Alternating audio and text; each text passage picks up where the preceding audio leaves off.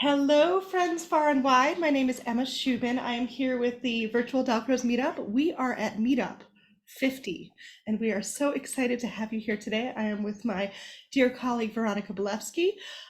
Stephen did not just double book, but triple booked himself for today. So he wants to tell you guys that he is a true magician in that regard, but not magician enough that he could be in three places at once.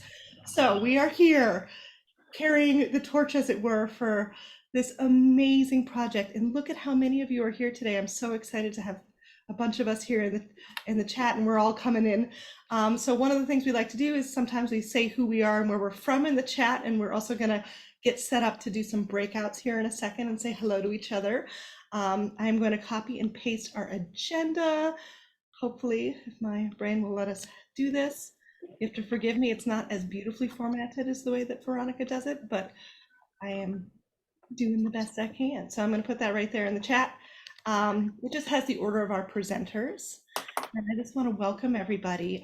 As you know, this project started at the top of the pandemic, and we really needed community, and it turns out we still really need community. And what an amazing opportunity to sit in a room with people from so many different countries. I'm so honored that Integral Steps and Carnegie Mellon and Veronica and Stephen and myself, we all get to do this together. So without further ado, I'm going to pop us into, let's see, 3 different breakout rooms. You guys have, what do we usually do? 1 minute, 2 minutes, Veronica, to say We'll hello? do 2 or 3, something like that. Let's do 3 because hey, it's number 50, and you basically say who you are, who you teach, or what you do out there in the world, and you keep it brief. We keep you wanting a little bit more, which is nice to do. And then we'll come back and we'll talk a little bit about what today is all about. So hang on 1 second. Gonna create some 3 breakout rooms. Let's actually do, maybe we'll do 4. Ooh, somebody is sharing their screen, and that person is not me, but that's okay. I'm going to do this right now, and then we'll worry about that in a moment. All right, go, friends. Click join, and we'll see you back in just a little bit.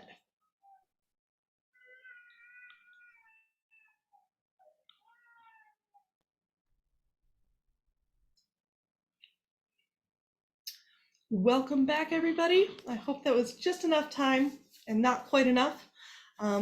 We are so grateful to have you all here. Oh my goodness. Gretchen, are you outside? I love it. Beautiful. Well, I teach outside, so yeah. Here you We are.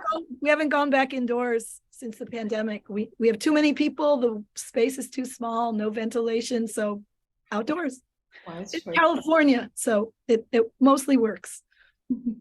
Well, we are thrilled to be having such a diverse group of presenters today, and I'm going to turn it over to Veronica so she can lead us through this next section. Thank you all for your amazing support through these last 2 years. We're going to keep it going. I do have to give one little pitch. We are in the middle of raising funds for Integral Steps for the scholarship portion of what we do.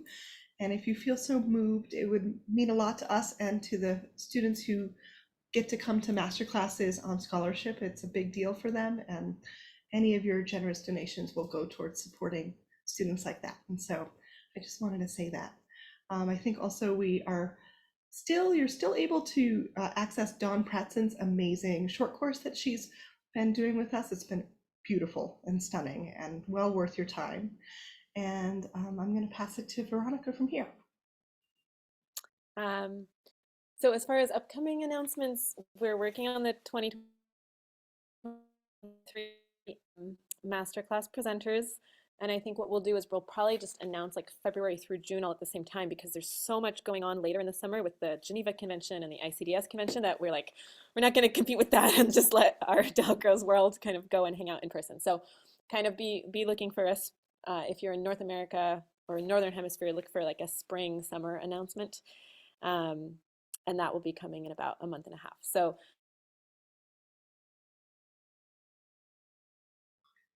hopefully be on that roster for 2023. Sorry, Veronica, can you say that last part one more time? You cut out a little bit on us. But we had to postpone Aneta's masterclass, and so that's the one that is coming up for this next month, and so that one will be hopefully in 2023.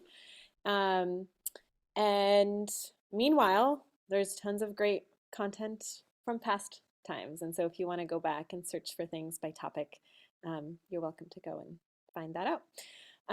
We have three presenters today. We are so lucky to be meeting up with old friends who have been around the VDM for quite a while. And so we'll start with Nana, and then we'll go directly to Kay, and then directly to Catherine. And if you guys could try to keep it to 5 minutes, and I'll give you a 1-minute warning, and then we'll have a discussion afterwards. So Nana, thank you so much for being here. Yeah, that's my honor to be here with everyone. And so, can I start my session now? Yeah, I do. So, is that okay if I ask everyone stand up? Or if you feel not okay, you can just sit down, please. I mean, like, just stay in your comfort. It's okay. So, all right, cool. Yeah, so we stand up, and so you can see me, right? So how about just shake your hands, fingers, arms, your shoulders, your neck, leg. Yes. Yeah, shake out all of your tiredness further. So actually now in Germany it's 7 p.m. So yeah, I had a long day today. So I would like to check all of them out. Yeah, nice job. Okay, so now, and gradually just set your body back to your calm position. And now I want all of us imagine that we are the statue. Yeah, you know a statue? Yes. So from this moment, close your eyes and just have one gesture. Just have one gesture from your body. Just listen to your body and have one gesture that is fit your body in this moment. So for example, I just have the gestures like this. Yeah, any kind of gesture. Okay, if you had it already and open your eyes. Yes, just stay there, freeze. Yes, nice job. Open your eyes. Good job. Now, don't move and listen to me. From this gesture, try the next one that is linked to this gesture. So if I have this, and then I will move, or then I will move. So each of this is have a link together. Yeah. So if you can, just change your gesture, but it should connect it together.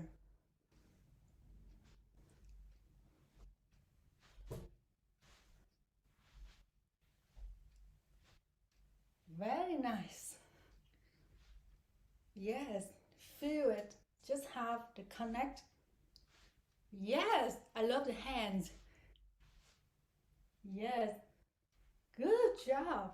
Okay, and now gradually back to your calm position. Nice job. Cool. Now I will have my drum here. You see there's a big lollipop drum. Okay.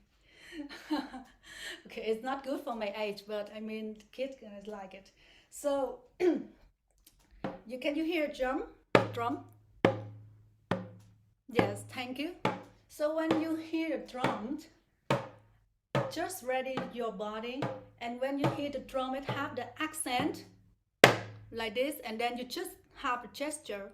Yes, so every time the drum it had the accent, and then you have a gesture. So I will let you know when it's on. Yeah. So now let's ready.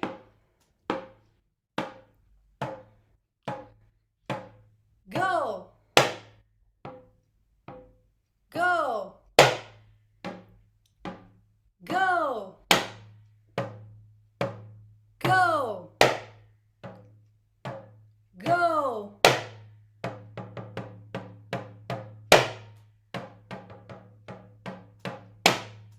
Yes. Good job.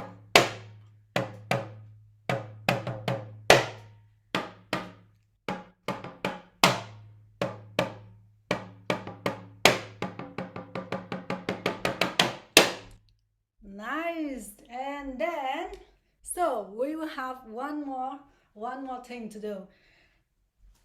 But before I do that, can I ask, do you know that what the time we are? We just did in that activity? We're in 4, right?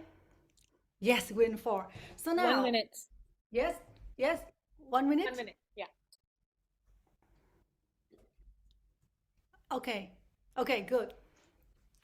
So we are in 4, and then now this time if I say 3, and then we're gonna go to 3 times. Yes, and if I say 2, we're gonna go to 2 times. So we have 3, 2, 4, and just everything, just keep it like that. Okay, yes, and then you could change your gesture and make the statue with the drum beat. All right?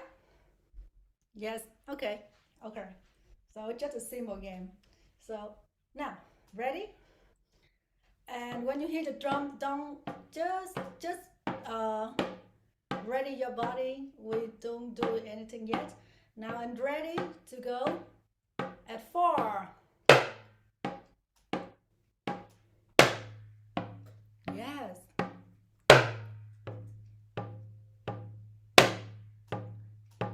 3.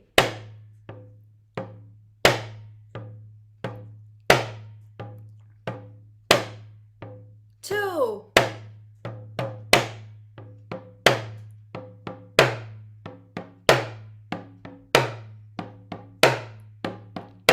3.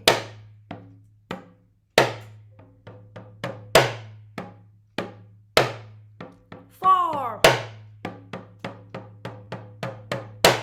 Yes.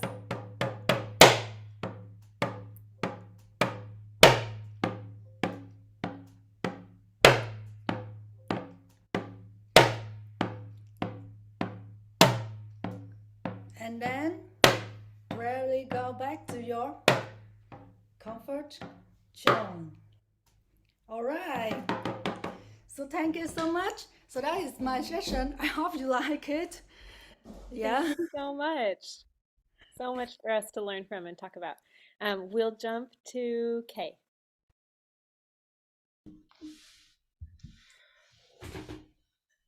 Hi everybody, I'm going to just share a PowerPoint. Can you see that or not? Not yet. Not yet. No, perhaps I haven't actually shared. Let me just Let go back. me help you out, Kay. I'm gonna make you a co-host, which might. And yeah, okay. I think I just wasn't doing it properly actually. Now, why is it not there though?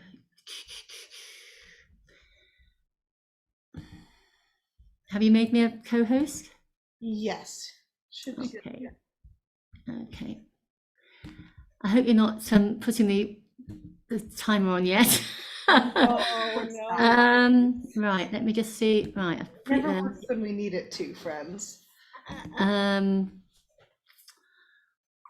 not showing. Another option, Kay, if you have it and you want to email it. to Oh, me. found it. Okay, found it. It was just got it. Right. There, yep, that should be okay now. Perfect. Looks great. Okay, and then I'll start my clock then. Okay, so I'm going to be talking about Laban's effort words, and on the slide you'll see a picture which is from our spring course back in 2019 before the pandemic hit. And I want you to just imagine how might the movers in that picture have been moving before they struck that pose, and how might they have moved afterwards? It's just a question. And similarly, in these next 2 pictures, of course, of Boissona, and as you look at those dancers, you immediately think of a kind of lift, don't you? The picture on the right-hand side, you've got different shapes, different gestures. So how might they have achieved those gestures? What sort of effort might they have had to make? Would they have got there slowly, quickly, or would that have depended on what we were doing, what the exercise we we're doing? The answer to those, of course, is yes. So before we talk about the effort words themselves, just a tiny bit about Rudolf Laban. So he was contemporary with Jacques Dalcroze. So Jacques Dalcroze died in 1950, didn't he? So they did overlap, of course. Rudolf Laban was a dancer, a choreographer, a dance theorist. He was a pioneer of modern dance, and of course he was influenced by Jacques Dalcroze. It's interesting, I looked at his biography on Wikipedia, and there was no mention that I could see of Jacques Dalcroze, which was really shocked me, because I'm pretty certain he went to Hellerau with Mary Wigman, a few people like that. I'm sure Selma can tell me, put me right if that's incorrect. So what were these effort words? There are 8, and they're wonderful. They're really wonderful. And they really helped my students, the students I'm training on the Dalcroze UK training scheme, and my students I teach, my little ones at Guildhall. So the first one is press, and it's what the interesting thing about these words is we tend to imagine that you're pressing with your hands, but of course the point is you can press with any part of your body. So even if you're sitting down, just imagine you're pressing with your shoulder, and there's a sense of resistance as you press, and there's a sense of it being quite sustained. So each of these words has got strength and sustained and direct and indirect. I've got 3 other words that go with them. I'm not going to go into great detail about that because there isn't time. Then I have a very different one, float, that really kind of very light feeling, and floating goes up and down, so it's more of a kind of indirect feeling. Then we have punch. Again, you tend to think of punching with your fist, don't you? With your fists. And you can punch with any part of your body, punch with your bottom, punch with your head, and so on. I love this next one. I was trying to find the right animations to kind of represent what they really mean. So ring, I think of that sort of movement, ringing a piece of cloth that's got wet, trying to get rid of the water. And if you wring your body, you tend to twist. And there's, again, a sense of sustaining and a sense of strength. Very powerful. And then we have glide, which I always think is tricky to kind of tell the glide and the float apart sometimes. Gliding, I think, is more of a on one plane. And then next, dab. I love the word dab. So that reminds me of my granny. Before we had washing machines, clothes washing machines, and she used to put her clothes in a bowl and literally just dab them. So it's a kind of repeated kind of bit like kneading dough, I suppose, but not quite the strength. That's another one. Then we've got flick. Again, you tend to think of flicking your hair, flicking your hands. But of course, if you're talking about the whole body, you can flick your foot, you can flick your leg, you can flick your hip, you can flick your shoulder, and so on. And then the last one is slightly violent, slash. So slashing, yeah? So I've used these very recently, actually. I do a typical Nana, your exercise is quite familiar. I often ask my students to create poses, to create gestures, which they might hold. And I often get them to move between those poses, those gestures. And I'll use that to show duration, to really feel the whole beat. And then, like you, I use them for different types of meter. And it was when I was teaching the other day, actually it was a theme about Halloween, I got them to create 3 poses and then choose 3 of the effort words. And we'd been talking about them before we talked about them before they actually had to choose them. And it was absolutely amazing, the difference that it made to the quality of movement. So they chose 2 or 3 different ones of words. I asked them to contrast them, and it just created a really rich mix of movement quality. And I found with my children as well at Guildhall that using these words has just developed their music vocabulary, basically. And that's really, what I've come here to tell you, because I know there's very little time. I would love to know, if anybody does know, how Rudolf Laban actually came to choose these particular words. I mean, really interesting. I suppose it's a translation. Yeah, I think that's me done. Wonderful. Okay. Thank you so much, Kay. You're welcome. I'll just stop the share. right, we'll move on to Catherine.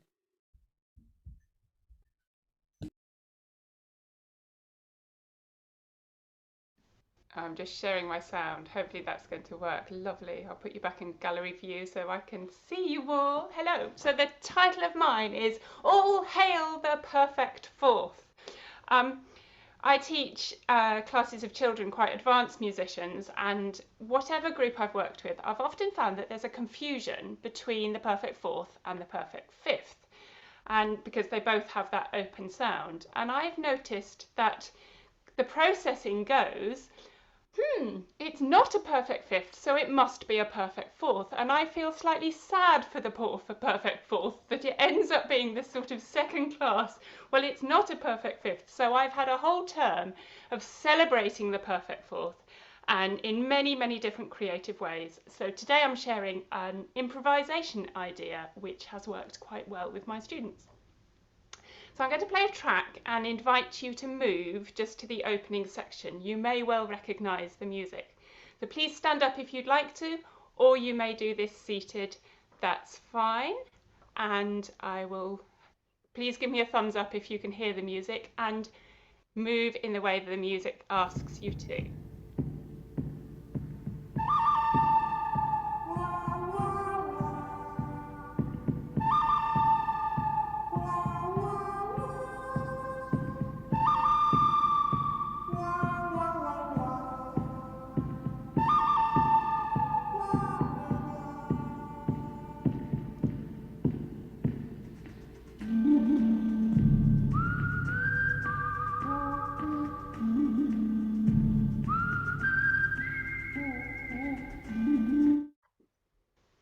Lovely. I'm sorry to stop you. Because I know I don't have much time, I'm going to play the very beginning one more time and ask you, as you're moving, to notice something about the composition. So move and just think about what's going on. Here it is from the beginning.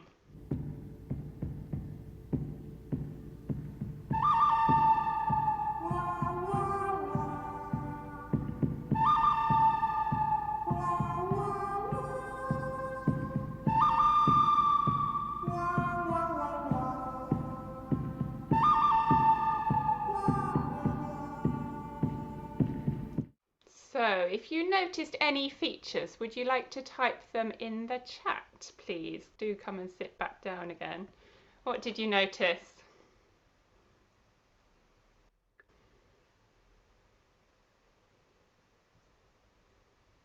Yes, Vincent, definitely the good, the bad and the ugly.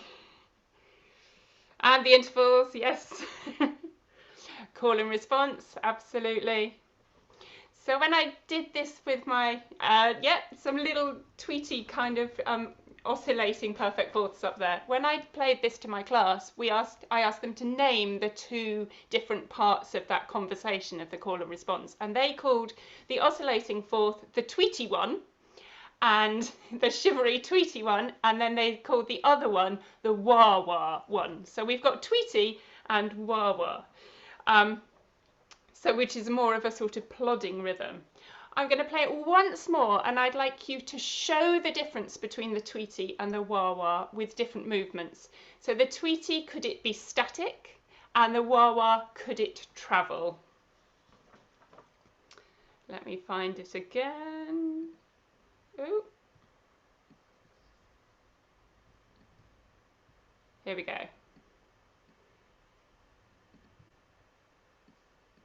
Oops, sorry, my windows have gone funny. Here we are.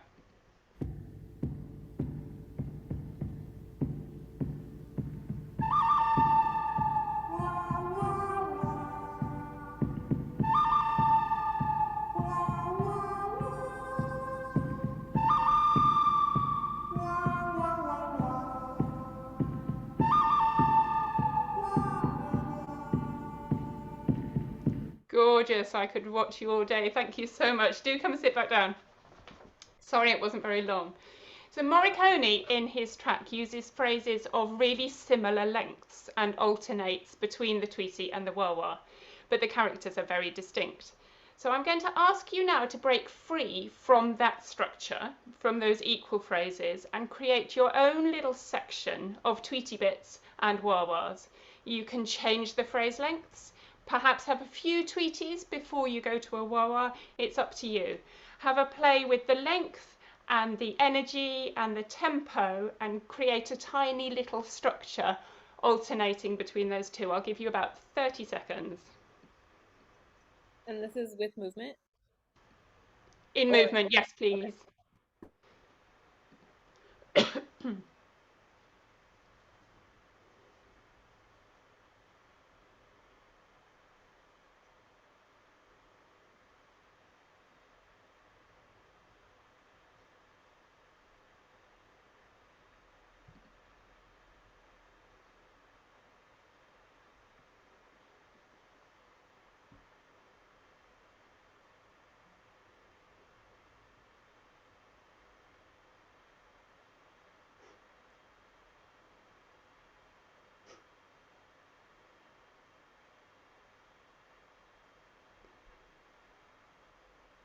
Gorgeous.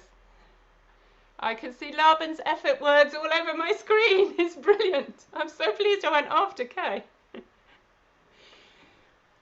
So I know you've got all wonderful ideas, but I just want to share where I took this with my class, so I'm sorry to stop you. So when they made their own creations, and in class we worked in pairs with one person moving, and then I had two children sitting at the piano. One was improvising for the Tweety Bit and one was improvising for the Wah-Wahs. The Tweeties, obviously, we kept to perfect fourths and we moved perfect fourths around, and the Wah-Wahs, they could play any notes at all. So we were not in a key, we just had a walking bass doing something in the lower half of the piano. And I found this really accessible, irrespective of how good the children were at the piano. They weren't looking at their hands, they were following the person moving really well and really attending to the silences, to the quality of sound. And then we went into graphic scores and they created their own graphic scores, and we're at the moment where they are playing the graphic scores that they have created. And I've seen a huge boost in the confidence of their improvisation. They're very willing to go and try and improvise because we only have perfect fourths, because we've kept it really quite simple, and they're not having to be correct or whatever, and I just found it made them really, really creative and very playful in the material, even though you've only got two notes in a perfect fourth interval. They were really playful.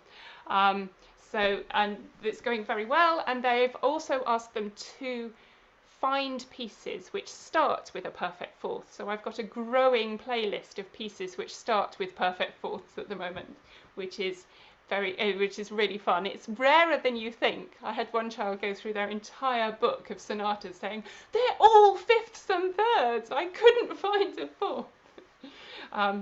So there you go. Thank you. Thank you so much, Catherine.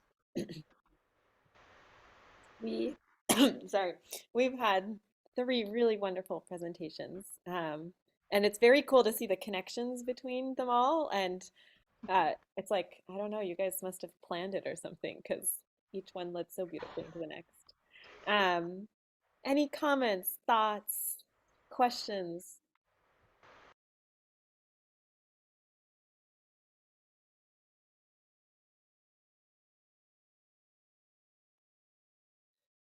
I mean, I know that I'm going to go right away and use these ideas in my lesson planning for this week. Oh, we have a hand up from Danielle. Go ahead, Danielle. We'd like to hear you. Hi, just a quick question, Catherine. Could you say what the piano players did specifically? I caught that the one who's playing the Tweeties was confined to perfect fourths. Were they confined to one area of the piano, and then what was the difference with the Wah-Wah player? Sorry, I didn't quite catch it.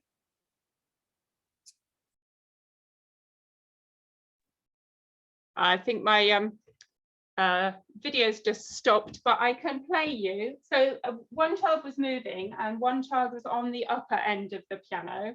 So they were doing.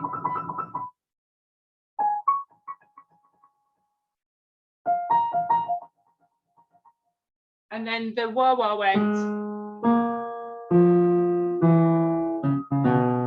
Whatever they wanted down there. And then we had some more.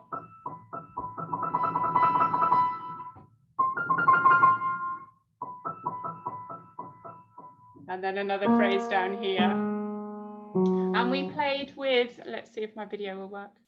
Yeah, there we go. We played with the pianists leading the person moving. So the person moving had to respond to what the improvisers were doing. And we did it the other way around as well, where the players were playing for what they saw. And that was really fun. And Catherine, I really recognise, and well done, I really recognise that strategy of limiting what you give to help people to improvise. It's so powerful when all you've got, is either perfect fourths or minor seconds or whatever you want to choose, and it creates a sort of freedom, doesn't it?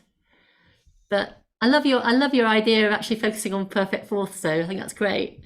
Because you're right, they always get mixed up, don't they? Yeah.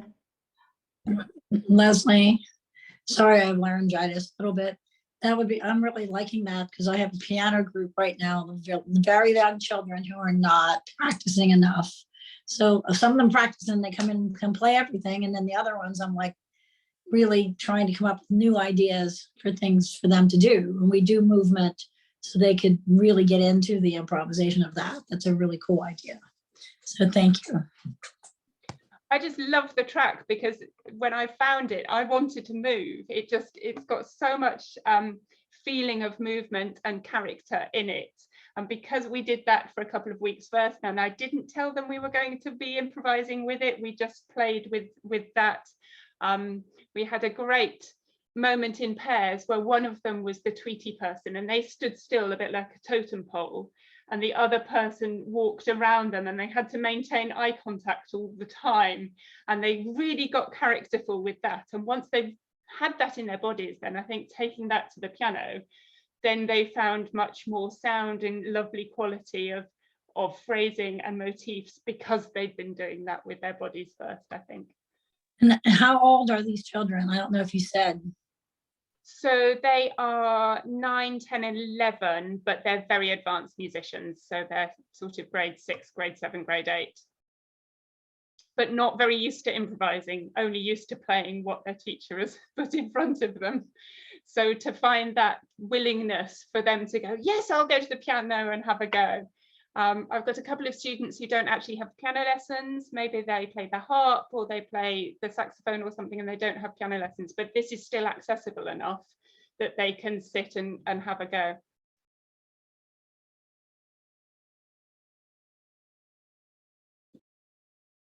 Fabian, yeah. Just make sure you unmute. Just a short comment, because I remember teaching the children that I had, which were younger, and just the simple fascination about stopping and to stop one's movement and then observing the other having to start again or being invited to start again. That is so fascinating for the children. And I remember that I had to work it in many other ways before I could do it in the phrased form to make them realize that stopping is a fascinating thing to do. And it is about self-realization. It shows your competence. I can stop even when I'm 7 or 8. Children who want to move, but they also learn that stopping is part of movement. Just that.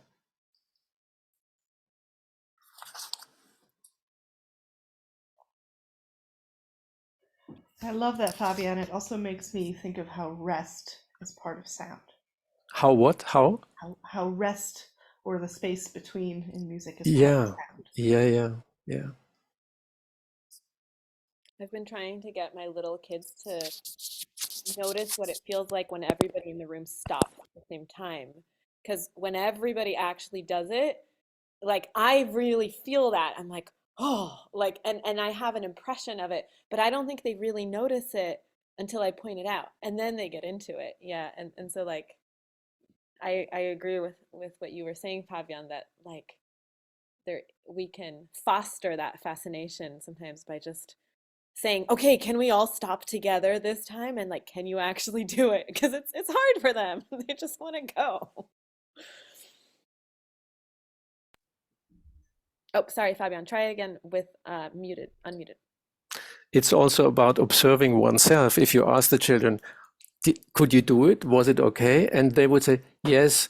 And I could say maybe, oh, maybe try again. I didn't see that you really stopped. So it's about how they observe themselves and their capacity and their observation to become more precise step by step. And to It's realize, sorry. And to It's realize, interesting. Sorry, Fabian, finish, sorry. no. Just to say that being supported by a teacher, by a facilitator to try it again is not like, oh, I insist, I want you to make it right. No, it's about the pleasure that for them, that's after a while, they are more competent than before, and they achieve something, and children want to achieve something and want to learn and to be better always. Sorry. No, sorry, I shouldn't have interrupted you. I thought you'd finish. No, I was just going to comment that I did an exercise at the weekend with my children, which I thought they might not enjoy. And it was simply, so one I do a lot with adults, is actually following one person and walking, sharing that gesture of walking together and really focusing and moving together in a space. And I thought, they're quite young, kind of year 5, so what's that, 9, 10 years old. And I thought they might, revolt at that. But actually, their concentration was amazing. And I think it was part of that, what you've just described, Veronica, that sense of doing something together at the same time, especially if it's a slow step and they're all moving together. It's very, very powerful, actually. And their concentration was fantastic. It really was. And this is Leslie. I was just going to say stopping is something that I work on. I teach really little ones. And sometimes just not moving is the beginning of learning how to stop. And sometimes it's someone's turn and they don't want to do anything. And then I say, well, we're just going to don't move. Everyone has to sit still. And then that's the beginning of them understanding, stop. And it's pretty powerful if a bunch of 3-year-olds sit still. You're like, and that moment is just really glorious. So stillness is great. I really found that with the force, because you can go really fast and then really slow it down and have you stopped or have you stopped? Oh, now she stopped. So by kind of taking it to the extreme and making them do very fast movements and then just gradually slowing down, their listening becomes so acute.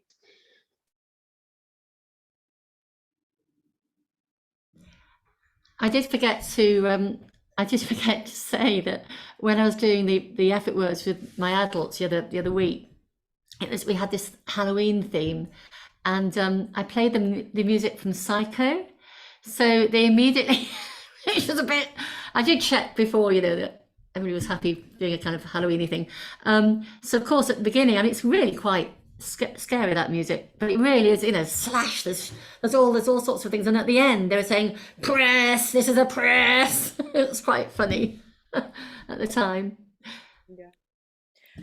There was something I noticed that was like really lovely to see, with the connection between what Nana and Catherine did.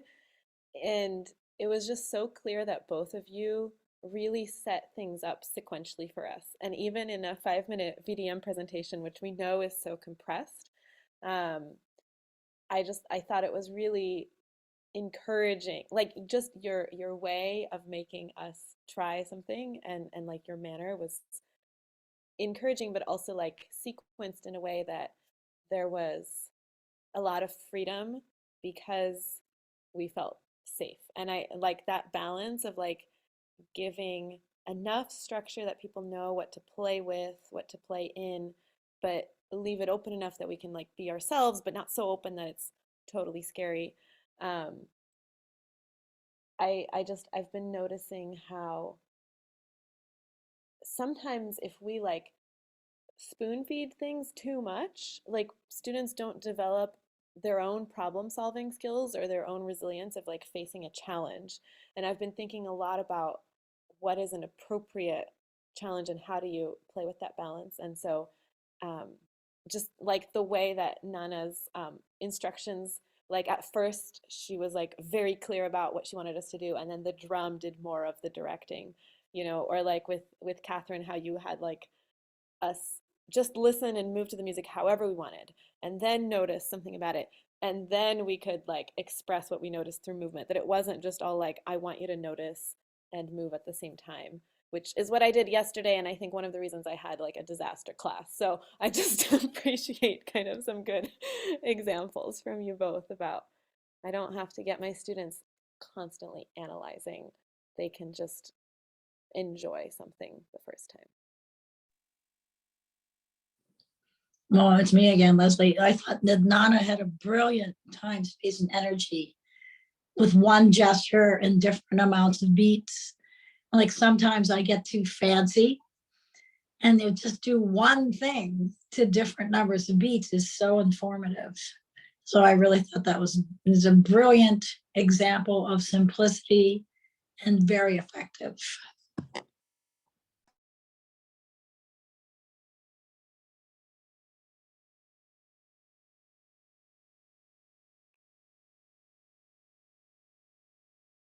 Actually, if I have more time, then I could like play piano and everybody can move along. But I'm sorry, I didn't ask Veronica like how long I should have like, yeah. So sorry for my session a bit like. No, no, no, no. It was perfect. It was all like everyone here like gives a little taste of what they're doing in their lives. And I think it's just so nice to hear each other's ideas too.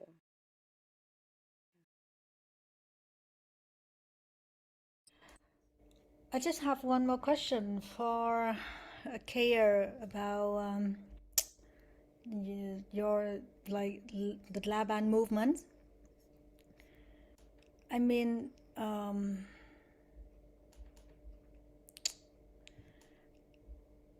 don't know. I know that there are the different movement, like 7 or 8 something, right? In Laban, the Laban movement, Laban effort, is 7 or 8, right? They Like how many efforts of Laban? 8. Yeah, 8. So have you ever experienced that your student like misunderstanding the difference between the movements? They get a little bit confused between glide and float. And in fact, I was trying to, I mean, you know, I've only just started using them, to be honest. But I think float has that sense of moving up and, you know, moving up and down, and glide is more like that's my understanding. But it's interesting because I go to a contemporary dance class, and he used some of these effort words, but he also used others that aren't on that list. So he had brush and lean. And I was thinking, actually, brush is quite it's a lovely way of moving. I'm thinking, I don't know if anybody here knows how Laban came to choose those particular words, those particular ways of moving, because there are others that are not there, aren't there? I mean, Selma, do you know?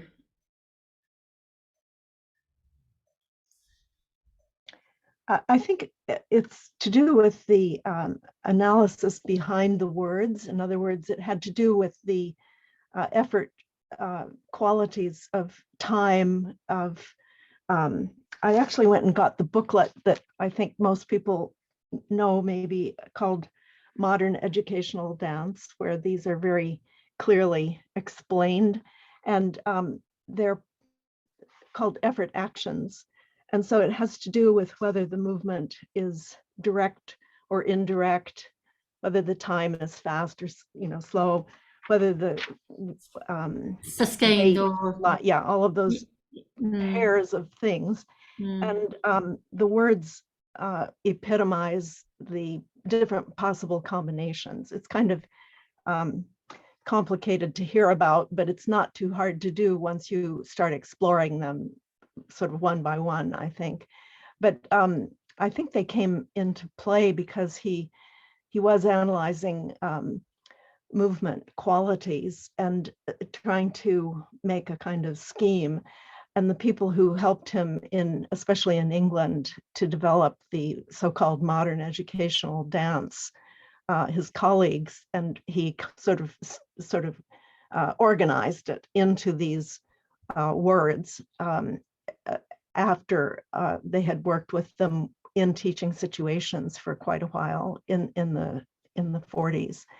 So I don't really know more than that, but I think it's really quite it's a specific sort of palette of possibilities, but it doesn't mean that other types of movement quality like brush or you know, stab or whatever other ones you might come up with are not valuable. It's just that these were representative of those effort actions that he kind of tried to organize as his approach.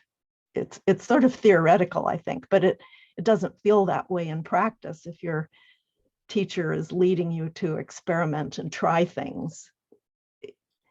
yeah, thank you, Selma. Mm.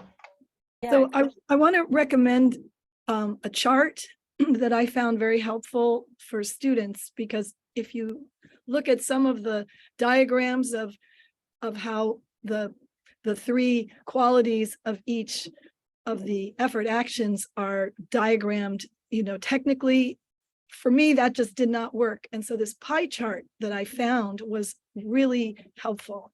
And it divides things by, you know, sustained and sudden, and then strong and light, and direct and indirect, but it puts it in a really sort of capsule form.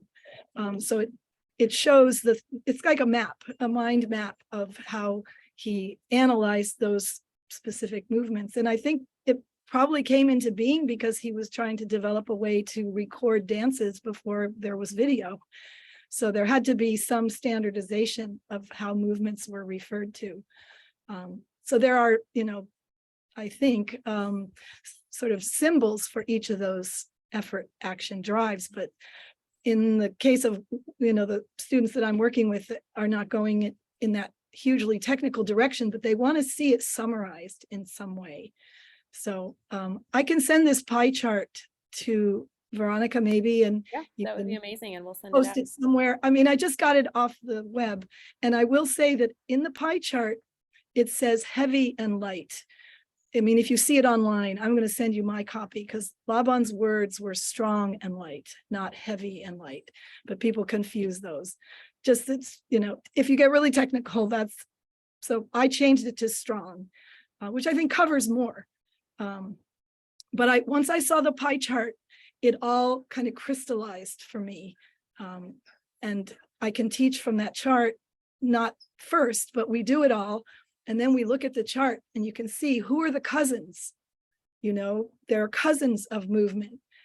They're all the same, except one is sudden and one is sustained, etc. So it's really fun to play with the structure, the analysis that he did. I mean, I use it with everything. I use it when we're looking at art, looking at visual art.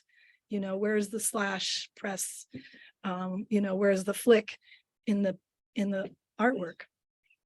I also vaguely remember somewhere that he also analyzed industrial actions and movements and work, which makes sense for, you know, grind, or I'm thinking grind or press, or some of his other actions. And I think it was very practical in a sense that it was used in a work situation as well. And you can apply that beautifully with children. This is the way we wash the dishes, this is the way we wring out the clothes.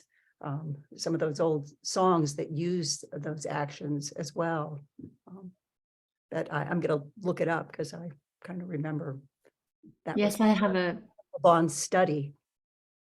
yes, I have the chart version as well, and but I didn't want to. It felt a little bit too complex to try to start talking about that in 5 minutes. But Oh, of course, absolutely. But I mean, if people want it, yeah, it's interesting. Yeah. it's good that you found it and you think it's useful, the pie chart, because the other charts have like branches and leaves and they're like 3D and it's like too much. I like the different fonts you used, Kay. I thought the fonts on your slide also helped communicate something about them. That was cool. Well, I can't believe we're here, but it's almost the top of the hour, and I just want to make sure we leave a couple minutes for any announcements from this amazing group. Veronica, do we have anything we need to talk about specifically for dates? We have more meetups. I think we have one more later in November, so let me tell you all what's happening. And Veronica was talking about Aneta's rescheduled class. Can you remind us the date of that again, Veronica? It's Or- not confirmed yet, so that's why we'll Oh, wait okay. to Yep, do we're it still now. waiting. Yeah, He was yeah, just yeah. a little digital at the beginning when we were. Sorry, yeah. It's okay. So, we've got another meetup on November 21st or November 22nd, and Rebecca who is here is presenting. Rebecca. So Rebecca, if you know what you're presenting, you can share your topic, but no need to put you on the spot. And then also Sharon Dutton from Canada is gonna present something. I think I'm going to present on using movement in my voice studio. So helpful, and we are so looking forward to that. As always, I come away wishing we had another hour, and I just wanted to say thank you so much to our presenters today, because I get to use some of these ideas in my teaching maybe as soon as 3 hours from now. We'll see. Veronica, do we have anything else we need to talk about? No announcements for BDM, but if anybody has announcements of their own, feel free to chime in. Things we should know about. Well, Dalcroze Lab, which I think is Dalcroze Society of America, is having an improvisation thing. And I think that it's no, December 8th. It's a Thursday. That's what I remember. It might be the 1st, but I think it's the 8th. And Michael Joviola and I are presenting. And we'll split into two. He's going to work more with advanced improv. I'm going to work with more beginning. Awesome. Something definitely not to be missed, to get to work with our amazing colleagues. As always, we are so grateful to all of you for showing up and for being here, and what an amazing community. I feel so lucky. So thank you guys, and we are wishing you a beautiful November 8th, wherever you may be, and enjoy the fall. We'll see you soon. We'll see you at the next one. Thanks, everybody. Thank you, Emma. Thank you, everybody. Thank you, Veronica.